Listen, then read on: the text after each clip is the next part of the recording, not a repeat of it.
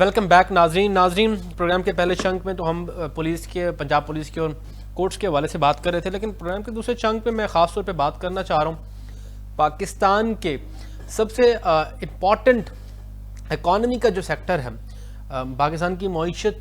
और किसी भी रियासत की जो इकॉनमी होती है, पाकिस्तान के तमाम तर जो फंडिंग जो फाइनेंस के डिपार्टमेंट्स होते हैं उसकी सबसे बड़ी कंट्रीब्यूशन होती है। इसी हवाले से आज जिस तरीके से पाकिस्तान के अंदर एक एनएफसी के हवाले से एक 11वां जो इजलास हुआ, उसके अंदर तमाम सूबों के चीफ मिनिस्टर्स को आज इनविटेशन था और इसके साथ साथ वफाक और सूबों के दरमियान वसाइल की तकसीम हमेशा से, क्योंकि पाकिस्तान का सियासत का हसास तरीन मसला रहा है और 10वें एनएफसी अवार्ड की मुद्दत ख़त्म हो चुकी है और अब 11वें एनएफसी जो अवार्ड है उसके नए असूल तय होने जा रहे हैं। यही वजह है कि आज का इजलास अहमियत का हामिल था। इस इजलास में एक तरफ वफाक मालियाती दबाव, IMF के प्रोग्राम सरप्लस अहदाफ और दिफाई अखराजात के बढ़ते हुए बोझ का जिक्र किया है उसमें, और दूसरी जानब सूबे में अपना आइनी हिस्सा और माली खुद मुख्तारी और सैलाब ज़दा मईशत की बहाली का केस भी सामने लेके बैठे थे। सबसे अहम और इस हवाले से था कि सूबों का रेवेन्यू जो है वो जो सबसे ज़्यादा अखराजात करते हैं उस पे वफाक पे बर्डन जाता है और वफाक ये क्लेम करता है कि क्यों इंस्टॉलमेंट्स जो है, जिस किस्म के पाकिस्तान एक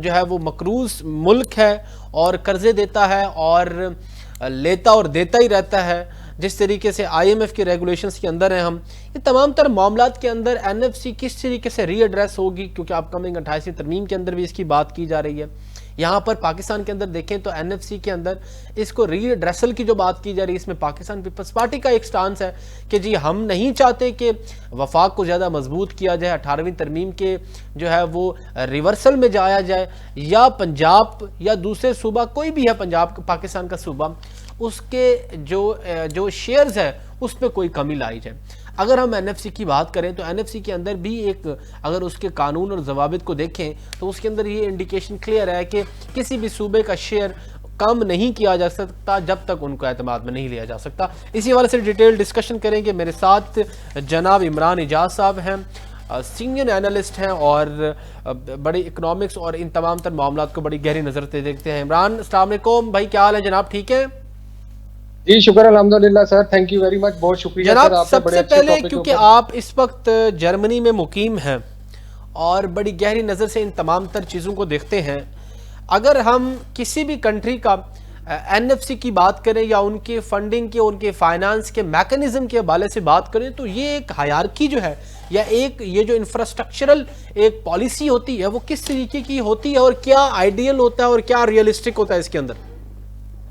देखें जी, अगर हम यूरोप का मुआवजा करें और एक तरफ हम पाकिस्तान का मुआवजा करें तो देखें यूरोप एक, आपको पता है ये सिस्टमेटिक सिस्टम है, 1 यूनिट के तहत इन लोगों ने चीजें डिसाइड की होती हैं। यहाँ पे लोकल एडमिनिस्ट्रेशन इनकी जो है ना, जिस तरह हमारे सीधे लफ्जों में पाकिस्तान में लोकल एडमिनिस्ट्रेशन होती है, सिटी नाज़म होता है, डिस्ट्रिक्ट मेयर होता है, इसके बाद होता है सबसे पहले जो भी सूबों को उसका हक दिया जाता है ना, उसके बाद वो जो उसकी जो मतलब जितनी भी उसका कंपैरिजन होता है ना, वो बिल्कुल निचली सतह के ऊपर उसको ट्रांसफर किया जाता है और उसमें ये चीज नहीं देखी जाती कि अगर इनको 10 मिलियन की जरूरत है तो हम इनको इस दफा 5 मिलियन दे दें और 5 मिलियन उस सूबे में लगा दें जिस सूबे में हमें जरूरत है। नहीं, ये नहीं हो सकता।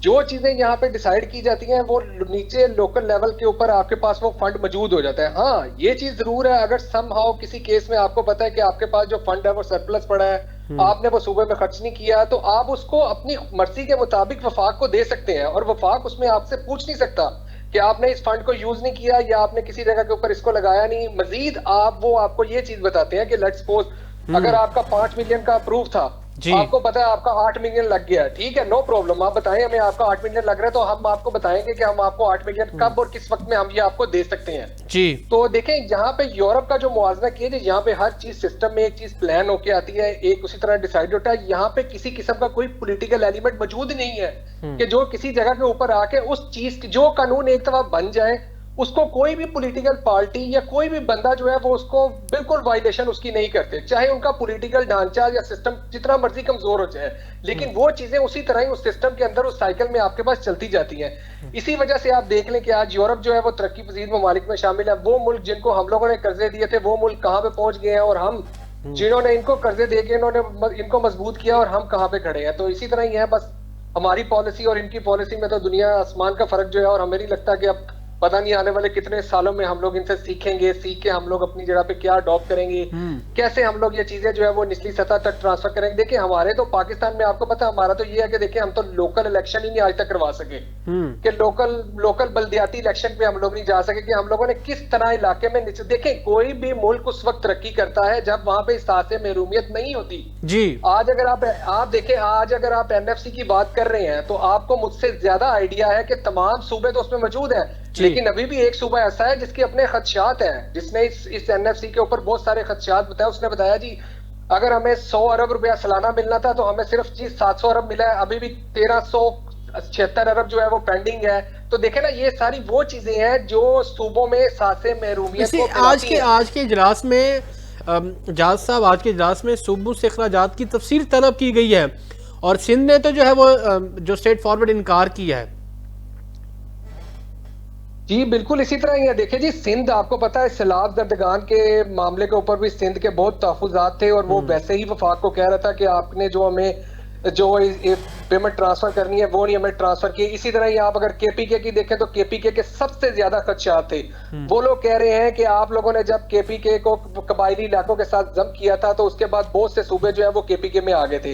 हमारे पास इतने वसाइल नहीं है कि हम उन 3-4 सूबे जिनको हम लोगों ने कबायली इलाकों को अपने साथ इंडोर्स किया है, हम लोग वहां पे उन लोगों की कानूनी जरूरियात को पूरा कर सकें। हमें आपने फंड नहीं ट्रांसफर किए। तो देखिए ये वो चीजें हैं, वही बात है ना, एक तरफ हम मुआवजा करते हैं कि हमने तरक्की करनी है और दूसरी तरफ अगर हमारे सूबों में निचली लेवल के देखें, पाकिस्तान का मकसद क्या है। पाकिस्तान में इस वक्त मेन प्रॉब्लम ये है कि देखें हमारा जो एक मिडिल क्लास लो क्लास जो तबका है ना, उस तक वो बुनियादी जरूरियात पहुंच नहीं रही। देखें हुकूमत एक पॉलिसी बनाती है, वो पॉलिसी सिर्फ एक पेज और एक सफा तक महदूद होती है, निचली सतह के ऊपर वो चीज ट्रांसफर ही नहीं होती। और फिर इसकी वजह से वो लोग जब मुआवजा करते हैं दूसरों सूबों में कि यार ये दूसरे सूबों में तो ये चीजें सारी इंप्लीमेंटेशन हो रही है और हमारे सूबों में अभी तक हम लोग उसी जगह पे खड़े हैं जहां से हम लोग 50 साल पहले वहां पे खड़े थे। तो देखें ये सासे महरूमियत आती है दुनिया में। अगर हमने किसी चीजों को अडॉप्ट करना है तो देखिए हमें उन पॉलिसीज को बेहतर करना पड़ेगा, हमें देखना पड़ेगा कि पॉलिसीज की जैसे आपने बात की है, टैक्स कलेक्शन की बात की जा रही है और एफबीआर ने ये प्रपोजल दिया है कि टैक्स वसूलियों का जो 5% सूबों को जाता है वो उसकी देने की मुखालफत उन्होंने की है, क्योंकि वो ये समझते हैं कि जो सूबे हैं वो टैक्स कलेक्ट नहीं करते खुद और अखराजात उसके वफाक उठाती है। आप टैक्स कलेक्शन के हवाले से एक सबसे अच्छा मैकेनिज्म क्या समझते हैं, एक स्टेट का, एक मुल्क का, और दूसरी जानिब सूबों का इसमें क्या किरदार होना चाहिए? जैसे एफबीआर ने क्या है, क्या वो फिर चीज़ें जो है वो रीजनेबल है? सर देखें, पाकिस्तान में जो भी टैक्स कलेक्शन का जो भी प्रोसीजर है ना, आपको पता है ये एफबीआर हमेशा से ही टैक्स कलेक्शन में बहुत ज्यादा नाकाम रही है। ये चीज एक बिल्कुल हकीकत है। देखिए करोड़ों रुपए का, अरबों रुपए का बिजनेस करने वाला 2000 रुपए की टैक्स रिटर्न भरता है। क्यों भरता है? उसकी वजह यह है कि उसको हम पे इतमाद ही नहीं है। देखिए आज अगर यूरोप का आप मुआवजा करें तो यहाँ पे हर बंदा अपनी खुशी से टैक्स देता है और वो किसी जगह के ऊपर किसी भी चीज के ऊपर टैक्स को जो है वो चोरी नहीं करता। पाकिस्तान में ये मसला है कि पाकिस्तान में जो हमारी जो आवाम है उसको किसी भी इदारे के ऊपर यकीन ही नहीं है। दूसरी बात यह है कि देखिए टैक्स की पॉलिसी आप बना सकते हैं पाकिस्तान में, लेकिन आप एक फिक्स टैक्स नाफिज करें। आप ये ना करें डायरेक्ट टैक्स लेना चाहिए, इनडायरेक्ट। देखिए सर बिल्कुल डायरेक्टली आप बिल्कुल चैम्बर ऑफ कॉमर्स की जो भी मेंबरशिप है उन लोगों से मिले, उनको बताएं ठीक है ये अगर एक लोअर तबके की बात करें, अगर एक लाहौर में, पंजाब में एक शालमी ब्रांथा रोड में कोई भी ताजर बैठा है और अगर वो लाखों का अरबों का बिजनेस कर रहा है और वो इस वक्त आपको 2000 रुपए टैक्स नहीं दे रहा, तो आप उसको कहें ठीक है यार तुम अगर टैक्स नहीं देना चाहते, हम तुम्हारे पे फिक्स टैक्स लगा रहे हैं, तुम 10,000 रुपया महीने का या 10,000 रुपया साल का जो है वो अब हम तुम पे टैक्स फिक्स कर रहे हैं। आप लोग इस तरह से उसको स्टार्ट लें। देखिए हमारी पॉलिसी ये है कि हम जब पॉलिसी बनाते हैं तो इतनी खतरनाक पॉलिसी बनाते हैं कि दूसरे बंदे उसके ऊपर अपने रेजर्वेशन दे देते हैं, और अगर हम कोई पॉलिसी ऐसी बनाते हैं जो बिल्कुल नरम होती है तो हम लोग उसको आगे कन्वे ही नहीं कर पाते। देखिए पाकिस्तान में टैक्स कलेक्शन करने के लिए आपको ताजर दोस्त पॉलिसी बनानी पड़ेगी। आपको निचले लेवल के ऊपर जाके हर दुकानदार से बात करनी पड़ेगी। अगर आप छड़ी हाथ में पकड़ के लोगों से टैक्स कलेक्शन करेंगे तो देखिए आई am sorry to say you, हम इसी तरह IMF के शिकंजे में रहेंगे, हम इसी तरह ही उनकी बातें सुनेंगे, हमारा पूरा एनर्जी सेक्टर उनके पास गिरवी में पड़ा है। हम frankly speaking to this point में आपको बता रहा हूं, अब उनके पास सिर्फ हमारी कलेक्शन करने के लिए क्या, कभी गैस बढ़ा दी, कभी पेट्रोल बढ़ा दिया, कभी बिजली बढ़ा दी। देखिए, और हमारी पॉलिसी क्या है, ना हमारी एक्सपोर्ट है, इंपोर्ट, हम इंपोर्ट कलेक्ट कर रहे हैं और एक्सपोर्ट हमारी बिल्कुल बराए नाम है। जब तक हमारी एक्सपोर्ट अच्छी नहीं होगी तो सर हमारे मुल्क में कहां से रेवेन्यू आ जाएगा। देखें, एक तरफ हम लोग बात करते हैं, हम इंटरनेशनल कैंपेन कर रहे हैं, कभी टर्की के प्रेसिडेंट को मिलना है, कभी अजरबैजान को जा रहे हैं, कभी किर्गिस्तान जा रहे हैं। देखिए, बहुत अच्छा इनिशिएटिव है गवर्नमेंट का, लेकिन प्रॉब्लम यह है कि इन सब इतने हाई लेवल डेलीगेशन आने के बाद अवाम के लिए उसमें क्या बेहतरी आई है? क्या आज हमारे पासपोर्ट की रिस्पेक्ट दुनिया में है? क्या ताजर तबका इजीली फ्रीली हर मुल्क के साथ फ्री ट्रेड करने के लिए वहां पे विजिट कर सकता है? बिल्कुल ऐसा नहीं है। हमारे लोगों को, ताजर को वीजे के लिए लाइनों में खड़ा होना पड़ता है, उसको कोई ट्रेड के इवेंट में बिजनेस के वीजे लेने के लिए बड़ी जद्दोजहद करनी पड़ती है। तो देखें, सारी चीजों का डिपेंड जो है ना, देखें, कुछ चीजें हैं जो गवर्नमेंट को इनिशिएटिव लेना है, कुछ जो है वो निचले लेवल के ऊपर आवाम को भी इनिशिएटिव लेना पड़ेगा। लेकिन सब चीजों के लिए सबसे जरूरी ये चीज है कि आपको एक दूसरे पे एतमाद हो,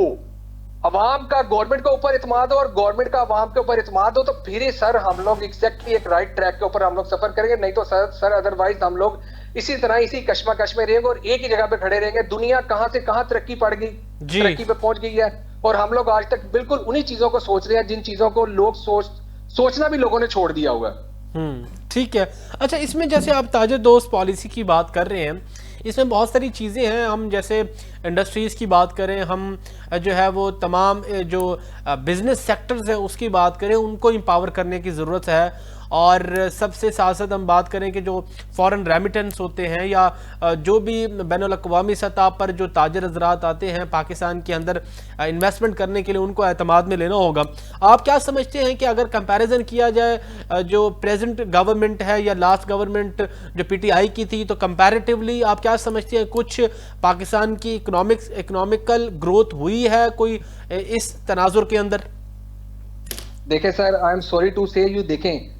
जितनी भी पॉलिटिकल पार्टी पाकिस्तान में आती है ना, वो हमेशा जो पॉलिसीज बनाती हैं वो पॉलिसी सिर्फ पेपर्स की सफा हद तक होती है, फाइलों की हद तक होती है, इंप्लीमेंटेशन उसके ऊपर बिल्कुल सिफर होता है। ये आपसे ज्यादा अच्छी तरह आप जाते हैं। देखें, इतनी देर हो गई हमारे मुल्क को आजाद होते हुए, हम तो आज तक बांग्लादेश का कंपैरिजन देखें, श्रीलंका जो बिल्कुल बैंक करप्ट हो गया था, आप उसकी एग्जांपल देखें। हमेशा आपको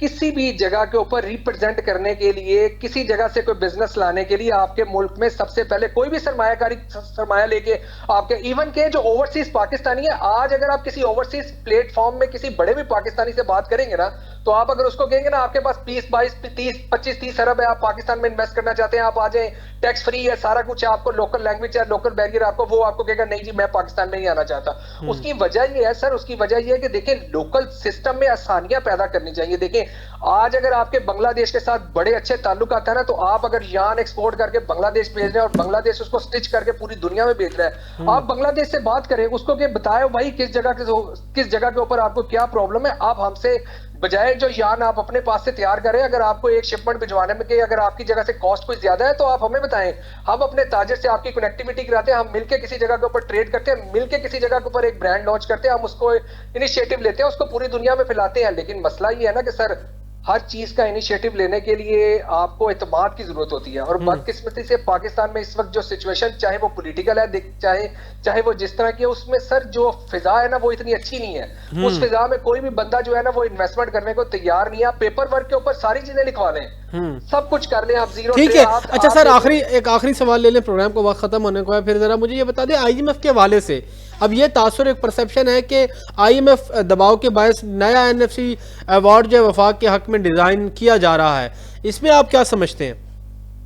बिल्कुल सर, इसी तरह ही है। देखिए, नया NFC जो अवार्ड है उसको डिजाइन किया जाएगा, मजीद IMF की जो शर्तें हैं वो उनको बताई जाएंगी, मजीद उनमें चीजों को बताया जाएगा कि अब ये जो नई शराइत है ये हमारे ऊपर लागू हो गई है, हम लोगों ने इन शराइत को कबूल करना है और इस हिसाब से हम लोगों ने आगे चलना है। और देखें, बदकिस्मती से विदाउट IMF के तो हम अपनी इकॉनमी नहीं चला सकते। या तो हमारी इकॉनमी चीन के बराबर हो, इतनी अच्छी हो कि हमें पता हो जी हमारी इतनी अच्छी एक्सपोर्ट है, हमारी इंपोर्ट इतनी कम है, हमारी हर जगह से ऊपर हमें टैक्स की कलेक्शन हो रही है, हमें IMF की कोई जरूरत नहीं, या हमारे पास कोई ऐसा प्लान मौजूद है कि आने वाले 1.5-2 साल में हमारी इकॉनमी इतनी को तरक्की कर जाएगी कि हमें IMF की जरूरत नहीं पड़ेगी, तो फिर तो चीजें सारी एक चीज के ऊपर इम्प्लीमेंटेशन देते हुए, एक चीज को बताते हुए हमें तो मोटिवेशन उसके ऊपर रहेगी। लेकिन जब हमें पता है कि हमारा IMF के बगैर गुजारा ही नहीं है, हमें अल्टीमेटली उसके पास जाना है, हमारी इकॉनमी जो है वो सफर कर रही है, हमारी जो स्टेबिलिटी नहीं है कि कोई भी बंदा जो है वो पाकिस्तान में इन्वेस्टमेंट करने को तैयार नहीं है, तो सर अल्टीमेटली हमें तो वही करना पड़ेगा ना जो हमें IMF कहेगी। बिल्कुल, चले, थैंक यू सो मच। आपका सर पॉइंट आ गया, सिर्फ अपनी जी बिल्कुल एक FATF है, आपको पता है हमारा ये यूरोप के साथ भी एग्रीमेंट है, उसके ऊपर वो फ्री ट्रेड का जो हमारा उनके साथ एग्रीमेंट है ना, वो खतरे में पड़ जाता है। की बात कर रहे हैं आप, जी ठीक है, ठीक। अच्छा, मुझे एक थोड़ा सा इस वाले से भी बता दें कि आप जैसे बात करते हैं यहाँ की सूबों के हवाले से भी बात की गई है। अच्छा, वैसे अगर कंपैरेटिवली देखा जाए तो एक वर्ल्ड ऑर्डर इस तरीके से है जहाँ पे 1 यूनिट है, वहाँ पे थोड़ा सा अब ग्रोथ जो है वो वर्ल्ड ऑर्डर चेंज हो रहा है, ग्रोथ बढ़ रही है और डेमोक्रेसी ज़्यादातर फ्लॉप हो रही है। ये आप इसमें आप नहीं समझते कि अगर नया NFC डिज़ाइन करके और वफाक को ज़्यादा मजबूत किया जाता है और सूबों को उनका शेयर कम किया जाता है, लोकल गवर्नमेंट को ज़्यादा मजबूत किया जाता है, बल्दियाती इलेक्शंस करा के, तो एक फार्मूला अच्छा बन सकता है फिर पाकिस्तान की ग्रोथ के लिए? सर देखें, आपने बहुत अच्छी बात की है, ये बिल्कुल वही डिजाइन है जो यूरोप के कई ममालिक में लिया जा रहा है जी। और बिल्कुल इसको अल्टीमेटली कर रहा है। देखें, जब तक देखें एहसास महरूमियत उस निचले तबके में है जिसके घर में एक कमाने वाला है और 7 खाने वाले हैं। एहसास महरूमियत उसको नहीं है जो एक ब्यूरोक्रेसी में एक ब्यूरोक्रेट बंदा है जिसको पता है कि 4-4 गाड़ियां उसकी खड़ी हैं और उसने टैक्स कुछ भी नहीं देना। देखें, शराफिया को इसकी प्रॉब्लम नहीं है, प्रॉब्लम जो इस वक्त ये है कि अगर एक घर में 10 लोग FA BA पास करके बैठे और उनके पास रोजगार नहीं है, उनको कोई बिजनेस थ्योरी नहीं मिल रही, उनको पता नहीं चल रहा कि हमारा फ्यूचर क्या है, वो अपना पासपोर्ट हाथ में पकड़ के इंजीनियर जो है वो लेबर के वीजे ढूंढते फिर रहे हैं दुबई सऊदीया में किसी जगह से। देखें, ठीक है, हमें निचली तबका के ऊपर समझ गया, बिल्कुल बिल्कुल बड़ी अच्छी बात है, बड़ी अच्छी बात। मेरा भी यही पॉइंट है कि निचली सतह पर इख्तियारात को डिवॉल्व करना चाहिए। Thank you so much Imran Ijaz साहब, आपने टाइम दिया। नाज़रीन, आज का वक्त खत्म होने को है, इंशाअल्लाह आपसे कल फिर मुलाकात होगी एक नए मेहमानों के साथ, एक नए गेस्ट के साथ। अल्लाह निगहबान, पाकिस्तान जिंदाबाद।